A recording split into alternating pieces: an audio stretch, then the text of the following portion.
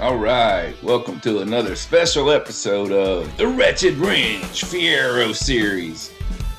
This is the third episode in the Fiero rebuild series. The last episode we got the core support and the front frame welded back together correctly, and we got the headlights working. Let's see how far we get today. Thanks for watching, guys. Please hit the like button and subscribe and leave a comment. Well, after getting the core support welded on, test fitting all my panels before we paint to make sure they all fit up real nice, because if they don't, I want to fix it now before they get painted and get chipped trying to fit them up.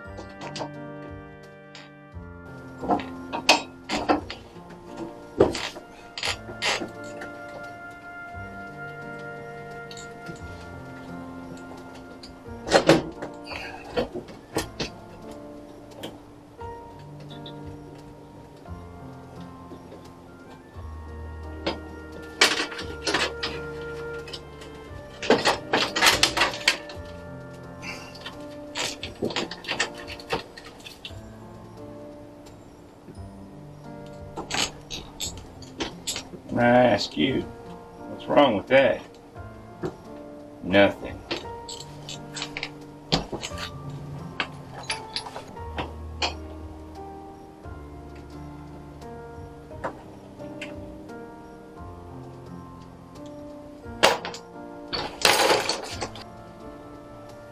Yep, you always do fitment long before you get ready to finish anything. If it don't fit up, you got a major problem, especially after all the work we do. And pop-up headlights add a unique, oh boy, to the feature. You know, it's like a, oh boy. All my life I've been trying to get this hinge on. I wish that I could get this hinge on. Been slinging a wrench and sewing on down. Trying to get this thing done.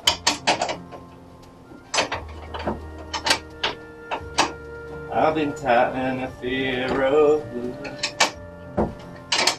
thinking about if I should.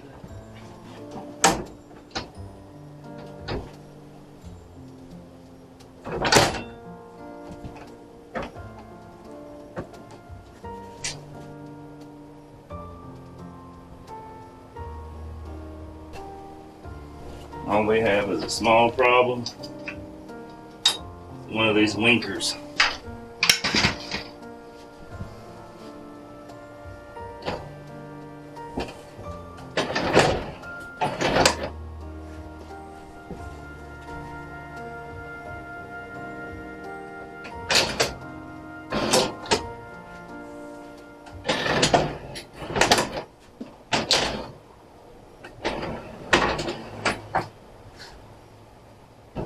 Yeah, as you can see, my arch enemy has made a return. The driver's side headlight. And it won't be the last time, unfortunately. Okay, so we're still doing fitment. Everything seems to be good except for one little detail. It's not that big a deal if I can't get it fixed, but it's driving me crazy, so I'm going to try to fix it.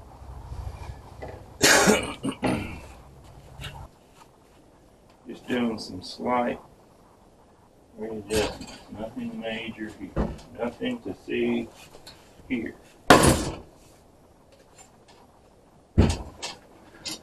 Very minor. Ow! Very little bit of readjustment. Nothing major here. Oops.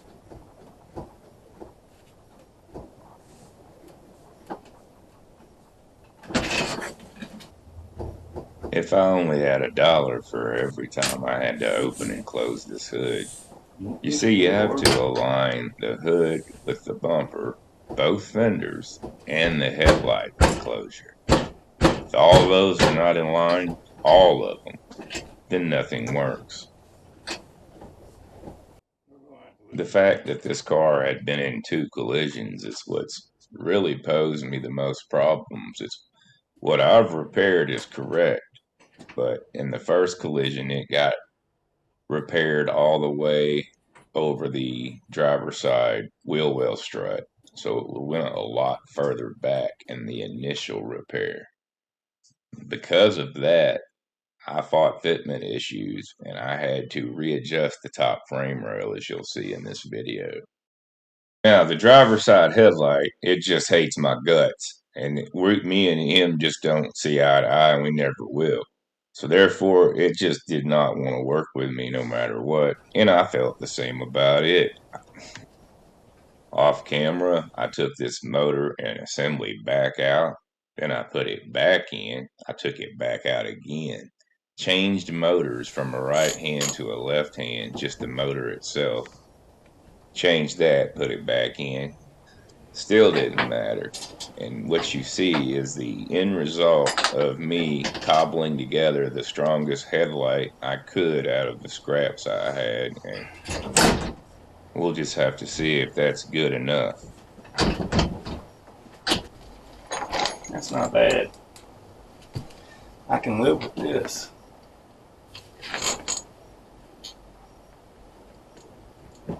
Quite a bit. I can live with that all day. That's really good. I put all my bolts in, I tighten them up. I spray undercoating around the bolt edges just real fast.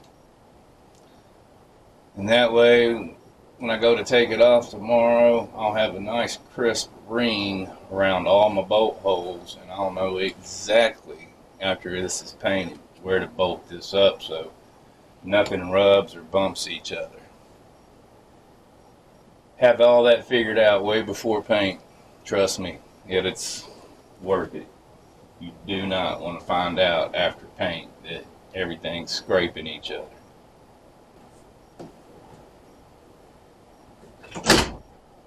Alright. Man, that's not bad. I've had enough. I don't want no more. Yeah. Now I'm in the garage just talking to my damn self. Alright guys, that's enough. Okay, we had it all fitted up, but I didn't like this corner was sticking up. I was able to get that corner to lay down, but what's going on is this part of the hood is touching the frame mount. So I've got to jack this up, and I've got to massage this part down and pull this up. That will take care of the difference. So let's try to get that done. Now, this is what I was talking about with the initial collision. The initial collision that was hit, and they cut that top frame rail off that I'm massaging gently, and they re-welded a new frame rail on. Well, that was never correct, and that's what I'm trying to fix now. I welded on where my sledgehammer is forward. Now, all that's fine, and it measures out, but the initial collision, as you can see, went further back, and I've got to recorrect that because I want my panels to actually fit and lay perfectly. I'm really particular about that. I mean, it could go just like this and it'd be fine, but it would drive me crazy at night. Okay. That seems to be better now. Not. Okay, we're getting somewhere now. We definitely have a gap here, which we never had. Been using the old Sledgehammer 2000 here.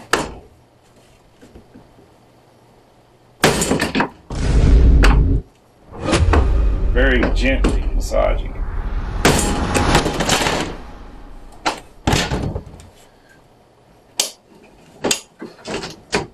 There she is.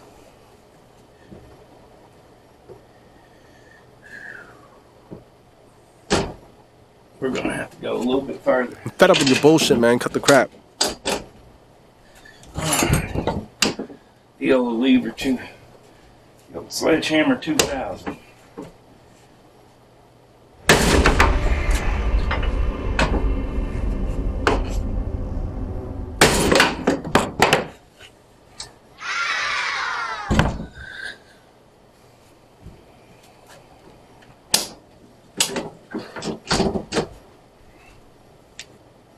We need to hit it up here just a little bit.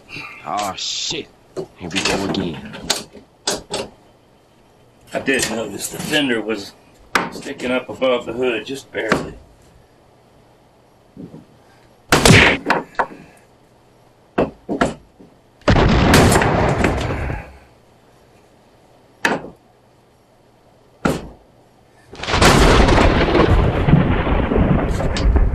I gotta see if it looks consistent with the other side.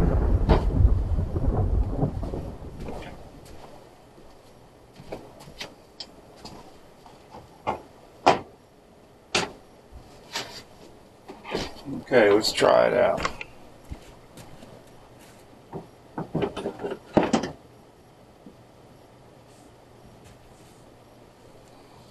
We got a fender there. We got a fender here.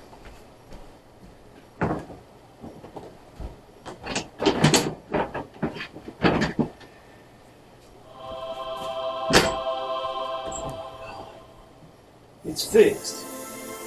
Oh my god. It's fixed.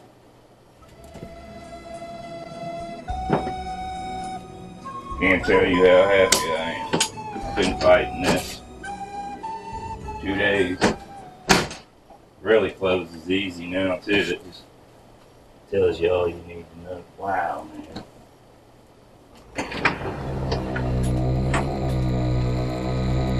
For it has returned, the evil headlight. 'Tis there to haunt me forever, ever, ever.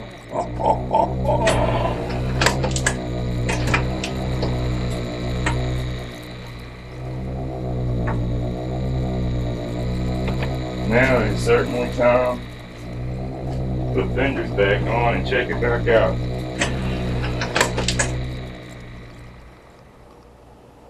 There's a lot of things lining up now that didn't. We're going to close the hood, put the bumper on. We're going to put a couple bolts in the fenders and we're going to see what happens.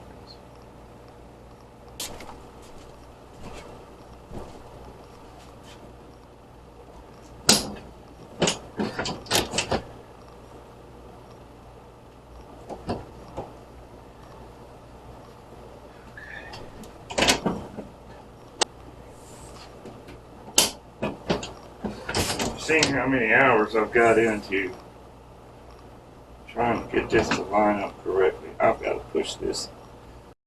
Every time I thought I was happy with fitment, I would kind of find something that bothered me, so I was going back and forth for quite a while.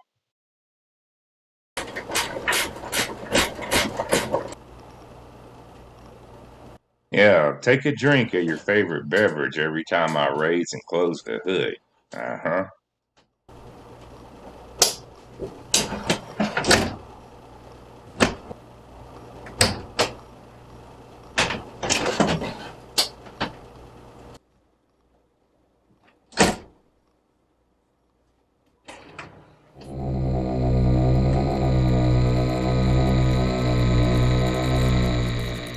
For it has returned, the headlight from hell. It is the evil headlight. No matter what you do, no matter how hard you try, you'll never get it to work.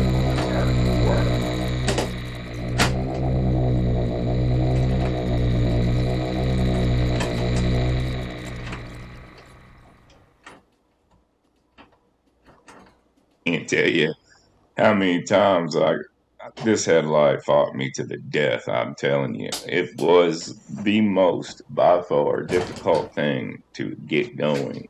At this point, does it work? Stick around to find out.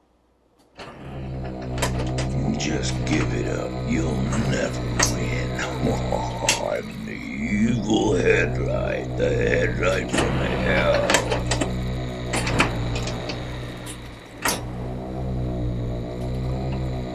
Come on, come on, come on, come on, headlight.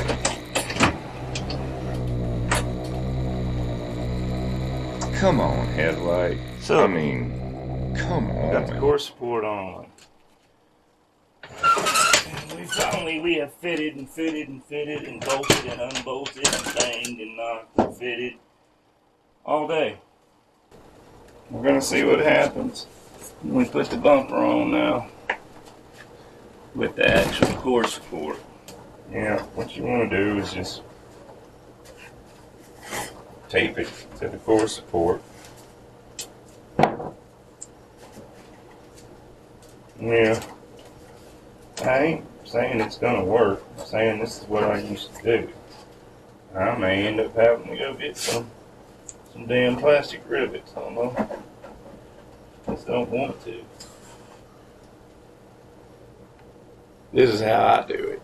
I ain't say this is how you want to do it. This is how I do it. You do it whichever way you want. This is how I'm doing it. So, we've got this loosely fitted.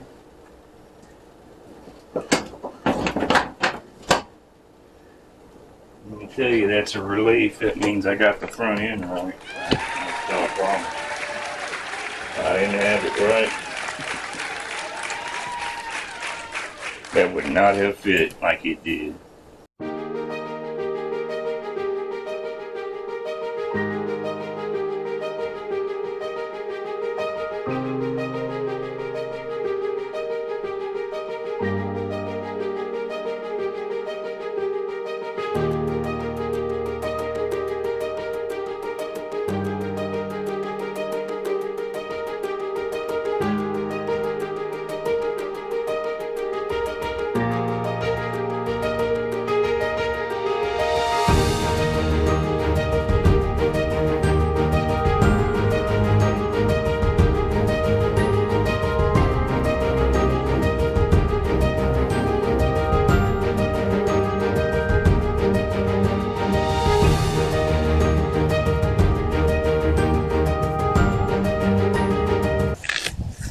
These are like unobtainium. I showed my buddy I bought it. He's like, $500. Dude, you don't understand. These are reproduction lenses for the taillights. They're called Keith Goodyear lenses. They were authorized by GM so he could make reproductions. And in 2021, GM pulled their authorization and no longer wanted him to make them. So now they're highly expensive. These are what they call blems, B-L-E-M-S, blemishes. They call them blems for short. And I'll have to repair these. And I will show you how to do that in this series of videos. Not this particular video, but I do show it in the upcoming video. You will see how to fix those. It's not bad. It's just a little stuff. Here's the fiberglass, pretty old. It's delaminating and cracking in a few places. And those spots need to be ground down, not just sanded. So anywhere I see delamination at all in the fiberglass only. I'm not doing these, I'm saving the yellow ones.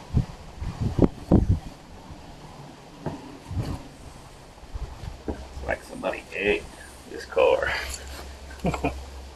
Anyway, time to get a grinder, grind those few spots after we take these panels off. Do not want to sand these moldings. I have more, but that doesn't mean I need to waste these. These are hard to come by. So I'm taping them up, double taping them, so we don't hit them with the sander.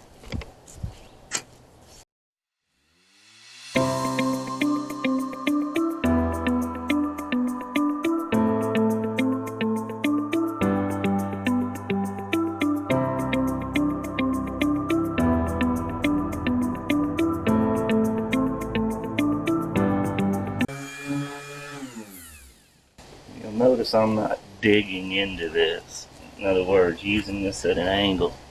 That's a big no-no. You leave this thing flat, especially on plastic or fiberglass, you'll dig right into it. So bad. See, there's cracks in this paint.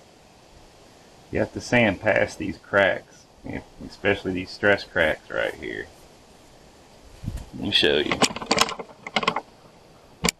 If you don't sand past these stress cracks, when you go to paint it, it'll blow up and magnify that thing. Trust me, you need to sand all the way until that is completely gone. You can't have any of this. I can't stress that enough.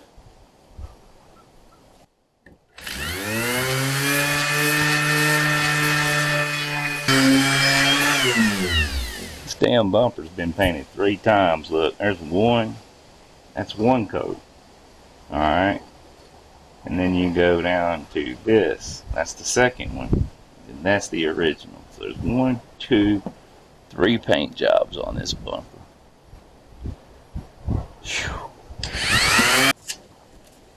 So we'll get back to sanding this bumper. We'll speed it up for you.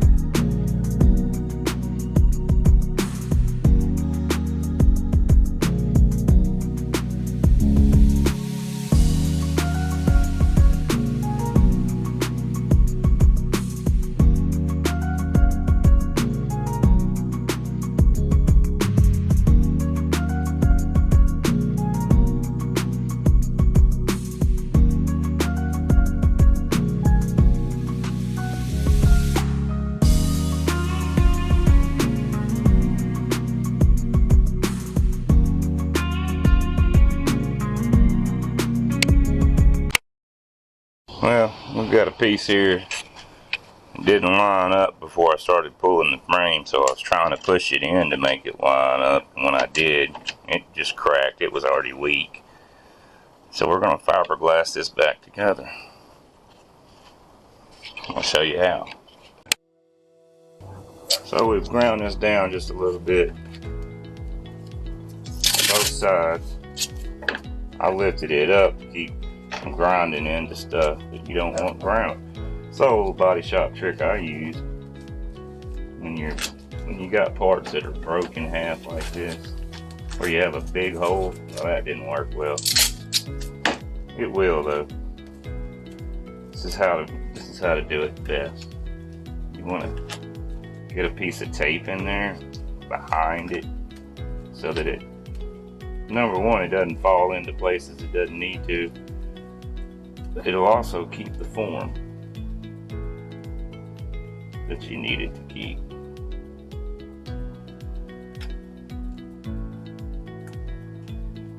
And that's going to be enough. We're going to put some tiger hair, which is small strand fiberglass. We're going to spread that right through here. We're going to let that dry.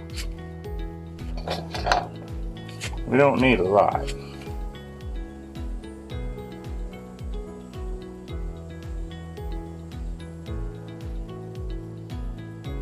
Poke it down in that corner.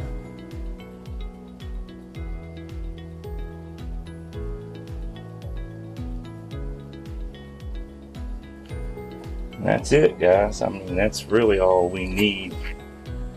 That's gonna hold it together right there. We got some 80 grit. Peel the tape away. Now you see it's bonded together. Literally fiberglass has bonded itself together with the other fiberglass back to being one piece. Since I'm a dummy and I broke it. It's totally my fault. I think it could probably have been weak, but I did break it. Yeah, what are you gonna do?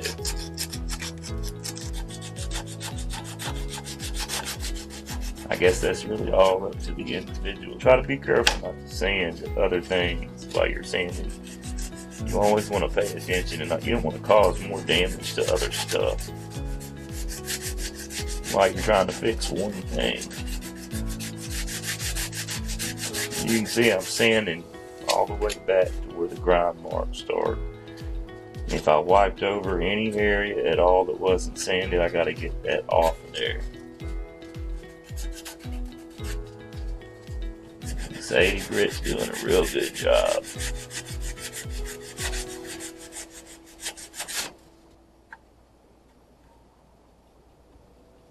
Alright, that's pretty.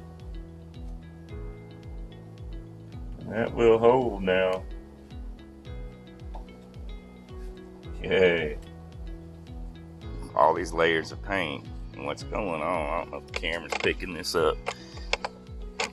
You can see there's a shiny ring all around these different layers, which means when they put this top layer on right here, they didn't sand this layer because it's still shiny on the edges.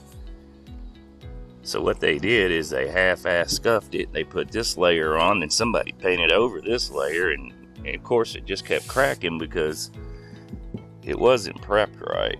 And number two, I've smelt old paint. I've been in it for too long.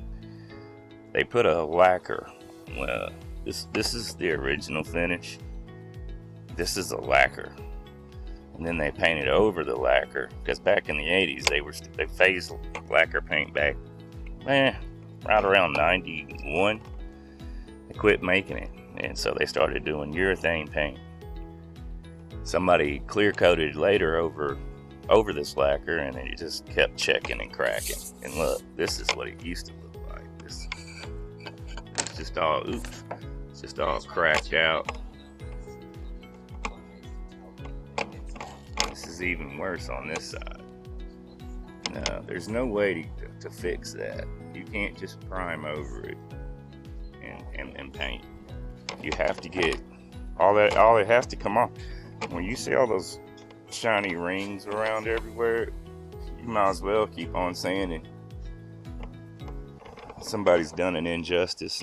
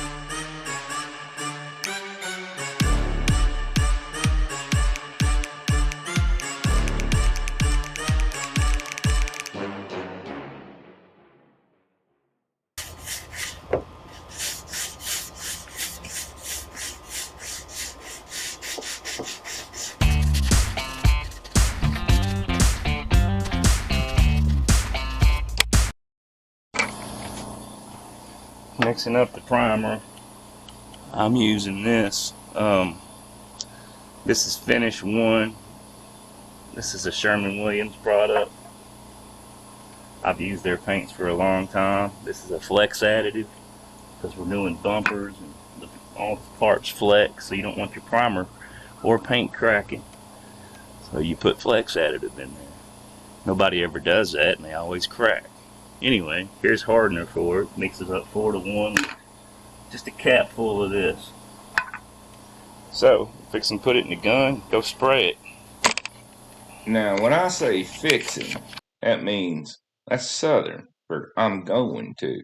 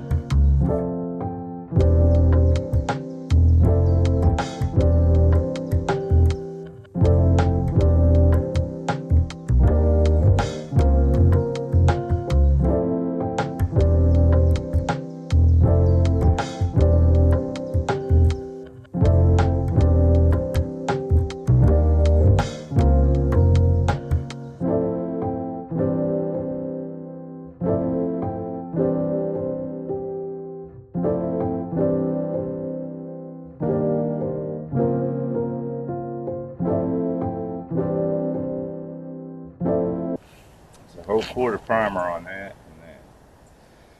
It's like 3 coats of primer. 3 good coats of primer. Should be plenty to block this out and get it ready to paint.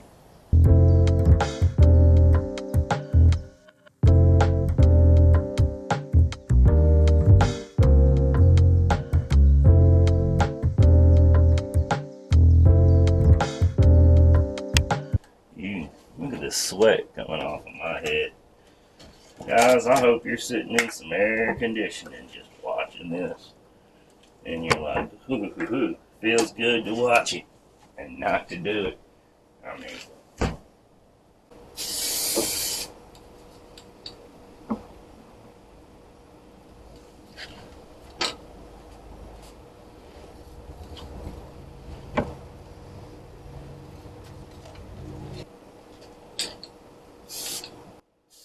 If anybody wants to know what kind of paint I'm using, it's called SEM, and it meets OEM standards. They got trim black, they got jam black, they got molding black. You can look it up. It's on eBay or Amazon. Just look up SEM automotive paint.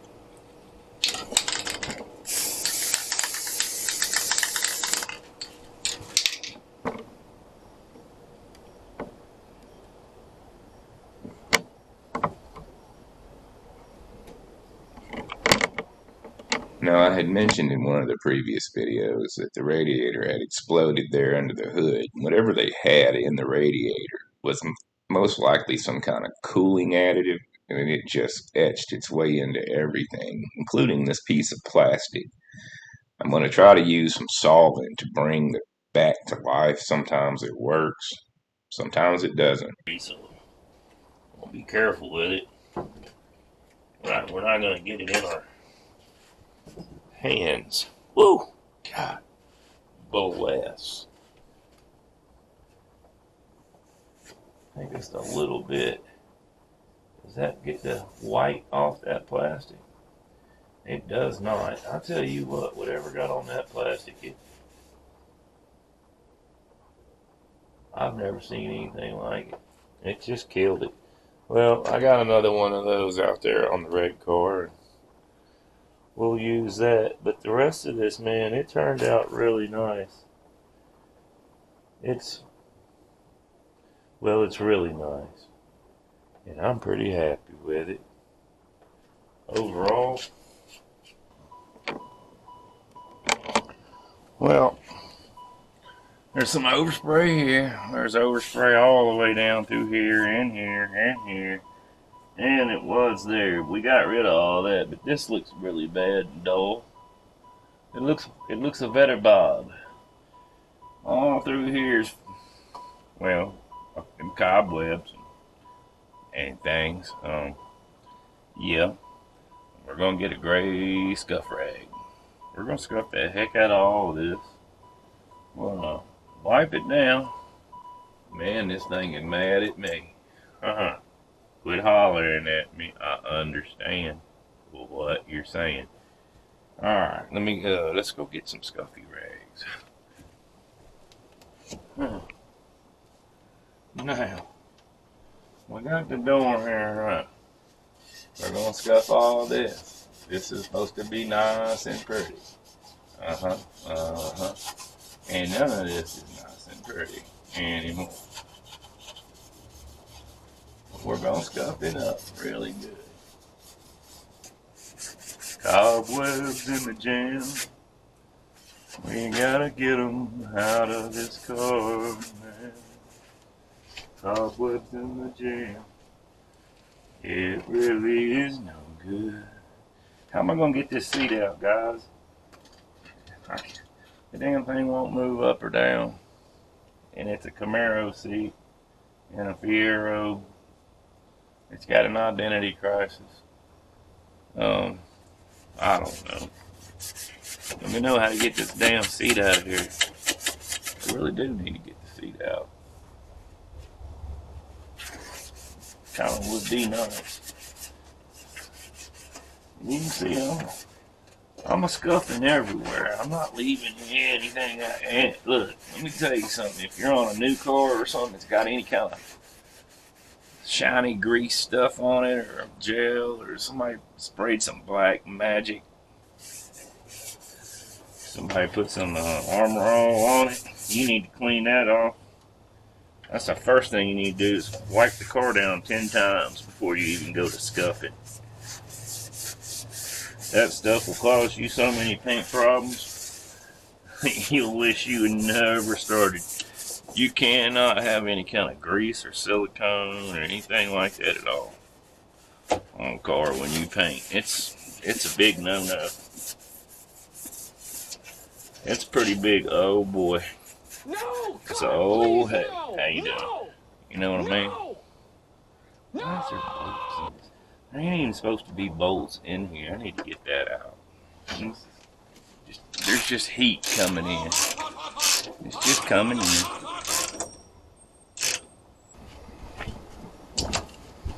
Now, you can see that there's a yellow overspray all over this black door jamb. These door jambs were black originally from the factory. From the factory. We're going to be careful. We don't want to, even though we can't read any of our stickers anymore, we're gonna try not to scuff on them. We're gonna mask those up very carefully with a razor blade. And if it wasn't for the lady I bought it from, this car would have been in the boneyard a long time ago. The reason it's got red overspray, making this too complicated. This thing was hit in the front once before. They painted it, fixed it. They painted it red because it was red. It was a red Knott's back corner. Then it was wrecked again. And at that point, that's when the owner I bought it from comes into the picture. She takes it, does the best she can with it to get it back together. And she has the whole thing painted yellow and transformed into a fastback. So then it gets painted. Thing gets took completely apart and painted yellow. This car has seen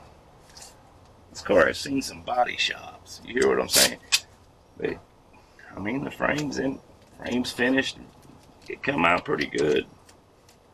Everything seems to line up nice, measures out, so I ain't worried about that. It's just that, you know, usually a car that been through a history like that would have been long gone, and here we are saving it, making a semi-show car. It's not a daily driver, but a weekend driver out of it. When you paint a car, everybody looks at the hood. The most important panel on the car. The hood needs to be like immaculate. The hood better look good. I ain't kidding. Everybody walks around a car, and I mean, but they really are looking at that hood. I don't know why. I'm just telling you. Taping on the string. You know it feels so good. So, check out my masking tape. My masking tape.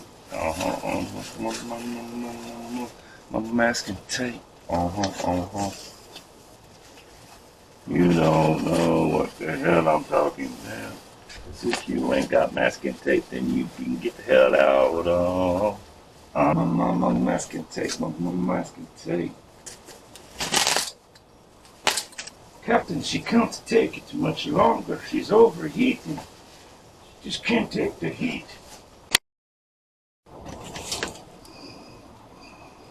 Alright, we gotta mask these up.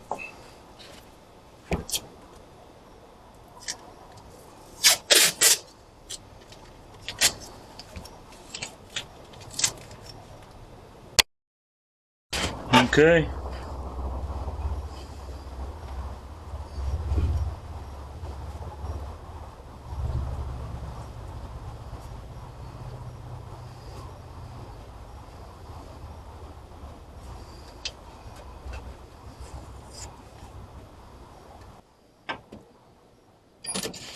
Okay, now let's get to painting. Let's finish this dang thing up.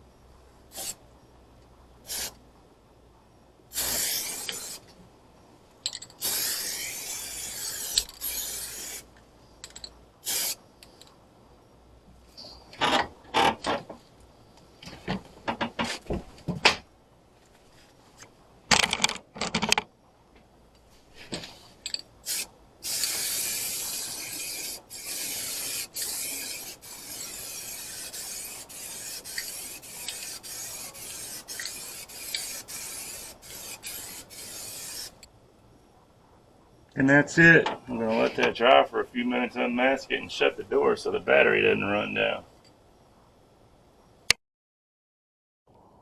Alright, we got a radiator coming. Now, I was told the air worked, but there's really no way it could have. There's a hole in the condenser. That's alright. I do have another one back here. It looks to be okay out of that red car. $350, $400 almost after tax and shipping. What? I'm gonna try to go with the OG. I'll pull a vacuum on it while it's all tore apart and easy to get to. And try to give her a charge with some R34 replacement, which is propane or butane. That's never been off when they painted it. They kind of left it, and that's fine, but we're going for a really nice resto look. So we're going to take all this and scuff it down and clean it really good and paint it black. trim blacket, just like the rest. We've got all the door jambs and everything's done. All under here is done, as you know. Door jambs turned out really nice.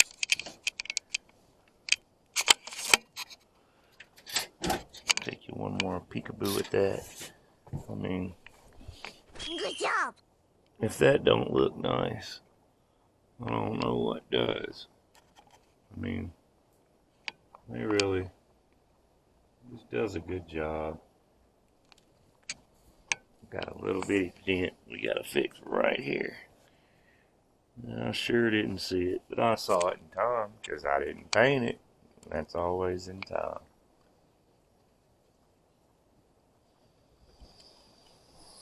Got to get this piece cleaned up, get the rust out of it, and I'm waiting on paint to come for that. Alright, let's get a look at these door jambs. Man, out here they turned out so nice. This is that's the lower radiator support. Now, I've been working on this. I wire wheeled it and got all the rust off of it. I hit it with some rubberized undercoating. Now I'm going to hit it with a little bit of this trim paint. We're going to put it all back together and get the condenser in there.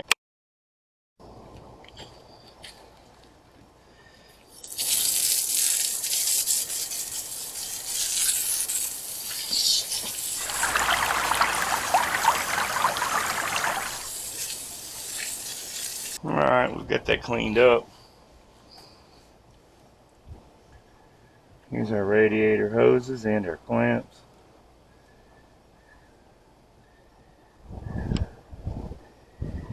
Yep. Move that out of the way real quick from where it was, just so we can do a little bit of paint where we couldn't paint. Now we can paint.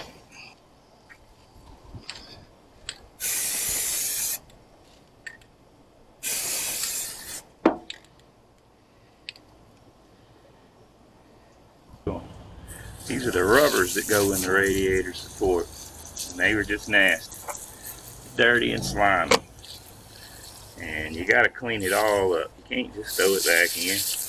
You have to wash every bit of it. It needs to be clean, just like it was when they first put it together. And I would have got a new one. Usually these are about $100, but for some reason these Fiero ones are $350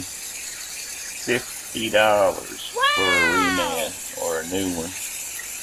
So we're going to take this original one, we're going to put it back in.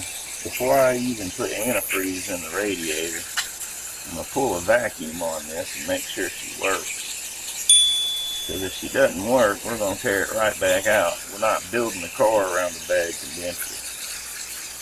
Or evaporator, sorry.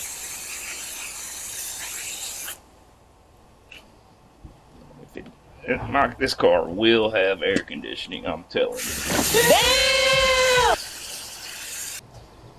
That's right, it got squeezed in there. I forgot about that. Okay, it's all coming back to me now. It's coming back, give me a minute. I remember the bottom radiator support, the condenser brackets.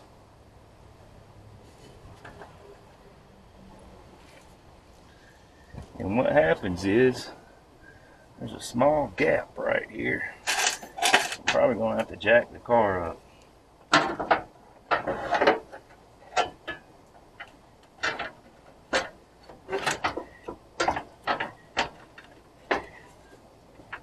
There we go.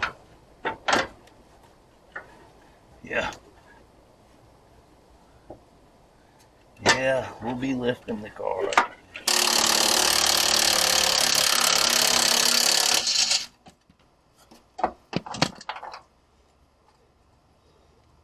There it is. That is in there.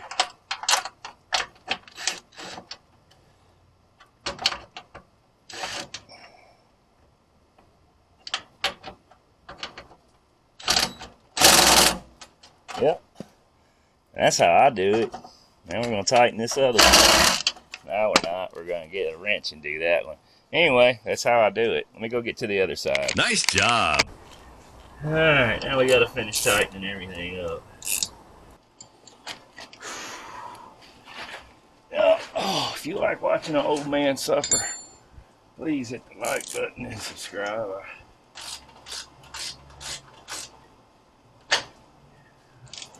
Ladies and gentlemen, we've got the radiator, bottom radiator support in.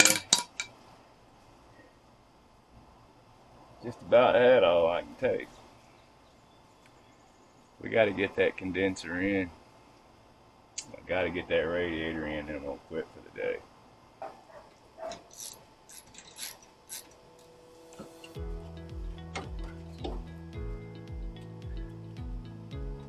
I tell you what, cuz this thing is lining up nice. Nobody's gonna know it was ever in any kind of wreck. Refrigerant lines are hooked up. We can now pull a vacuum. Now we're going to finally get into the racing, to the radiator.